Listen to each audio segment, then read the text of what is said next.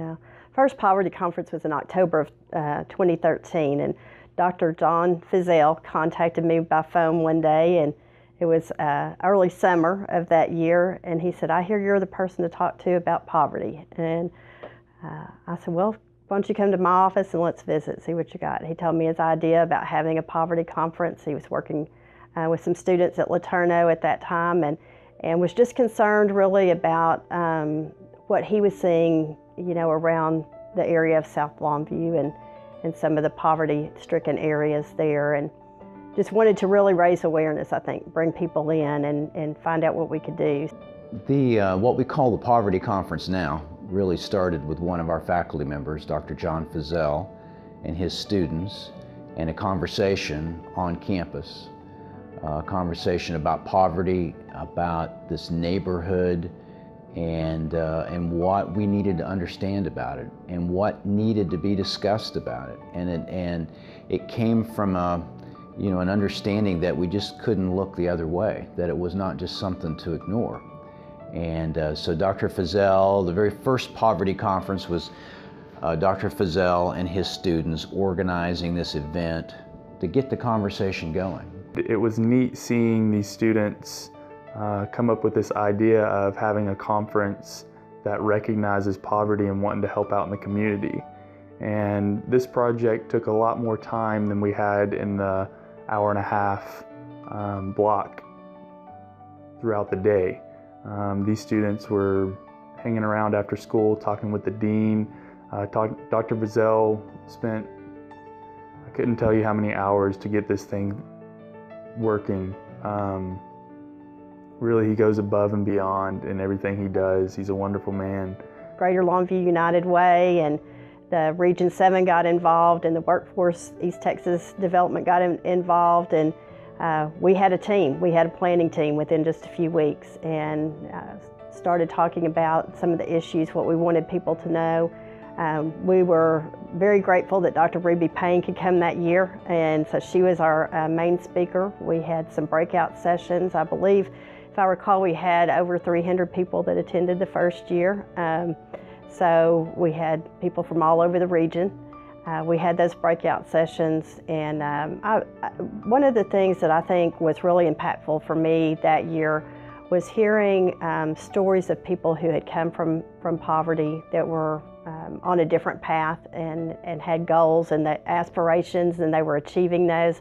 I think that was such an encouragement for people to hear real life stories. I got involved with it because in the newspaper they had the Getting Ahead class, and I called and got interviewed by Miss Linda, and did my criteria to 15 weeks class and graduated from the class, and they were having a poverty conference and they asked me to speak at it, but they didn't ever tell me there was going to be 300 people, and I spoke at it, and what I got from it is that I was kind of like telling my story to where I was at today, and they said, "Well, Lily, you're a success story," and I was like, "Success story? I gotta graduate from college, right?" I'm thinking like success, you gotta graduate from college, and he was like, "No, you gotta tell where you've been, where you're going, for other people to understand. You got to tell your story for other people to be able to grow too." I was so blessed to speak at the first conference. It was terrifying.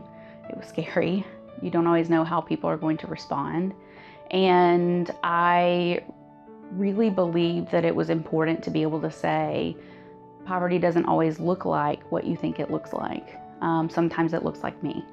And that really and truthfully, some mindsets about engaging with people who are from poverty backgrounds and thinking that it can't be changed or that you can't see sustainable differences, that really and truthfully that's not correct. And there are so many people who are pictures of that engagement in people's lives who are transitioning and moving from places of poverty and lack into places of sustainability, even wealth sometimes, happens all the time. But it takes more than just finances. It takes more than just good programming. It takes people who really care and are willing to get messy in the process. I remember when we met, it was Kristen Ishihara and Taylor Clark and myself met with Dr. Feazell 4 years ago. And we sat down with him because there wasn't a poverty conference that year, and just really spoke to him about his heart and desire with the conference, and then asked if we could come and partner with him to continue that conference. And he gave us his blessing to take the conference, with looking at the needs here in Longview and bringing people together. And I remember our first time that we met with our community partners and had our first meeting where we were having that conversation of what this conference would look like and who we wanted to involve and who our keynote speaker would be. And to me, that moment really stood out because I thought, this is so much bigger than any one person in that room. The impact that the Poverty Conference has had from my immediate perception is that it has educated us on a different level about poverty and about how to approach it and about how to meet the needs of helping the people in our community and especially our youth to thrive and to progress out of poverty situations, and to understand that just because that may be where they are now, that's not where their story has to end. So just the awareness aspect of it, just the title, the Poverty Conference, it piques interest. And so when people do come, they may come maybe just with one thought process in mind, but the Poverty Conference offers so much more, especially not just with the keynote speakers, but with the different workshops that take place afterwards.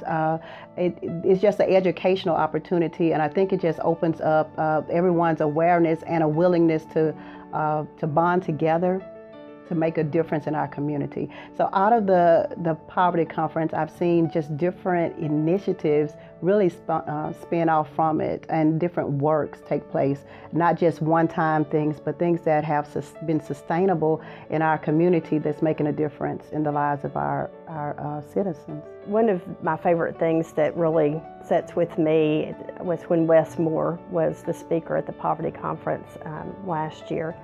And I remember one of the questions that was asked of him is, how do I get involved in volunteer opportunities? How do I know what to do? And his answer was, you do what makes your heart beat faster. And I thought, that is wonderful. So that's what we want to try to get people introduced to different areas that they can help in poverty and figure out what makes your heart beat faster. And that's where you need to plug in.